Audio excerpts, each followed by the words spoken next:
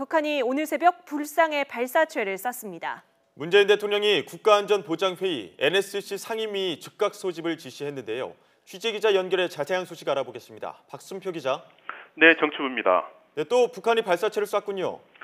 네, 그렇습니다. 북한이 오늘 새벽 강원도 원산 일대에서 동쪽 방향으로 불상의 발사체를 발사했다고 합동참모본부가 밝혔습니다.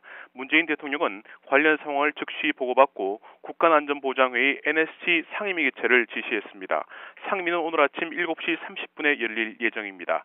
잠시 뒤에 외교안보 라인의 장관들이 참석한 가운데 정의용 안보실장의 주재로 NSC 상임위가 열릴 예정입니다. 이 자리에서 정 실장이 위기관리센터에서 현 상황을 보고받고 필요한 조치를 지시할 것으로 보입니다. 북한이 이날 다시 발사한 것이 탄도미사일이라면 지난 21일 평안북도 구성 일대에서 중거리 탄도미사일 북극성 2형을 쏜 지 8일 만입니다. 북한은 그제 지대공 유도미사일 KN-56 시험 발사를 했습니다.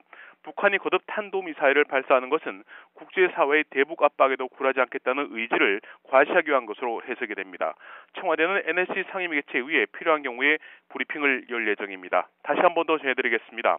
북한이 오늘 새벽 강원도 원산 일대에서 동쪽 방향으로 불상의 발사체를 발사했다고 합동참모본부가 밝혔습니다. 문재인 대통령은 관련 상황을 즉시 보고받고 국가안전보장회의 NSC 상임위 개최를 지시를 했습니다. 상임위는 7시 반에 열릴 예정입니다.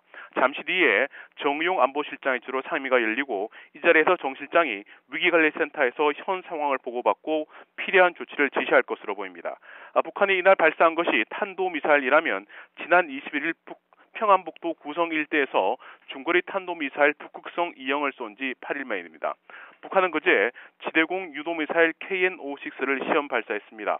북한이 거듭 탄도미사일을 발사하는 것은 국제사회의 대북 압박에도 굴하지 않겠다는 의지를 과시하기 위한 것으로 해석이 됩니다.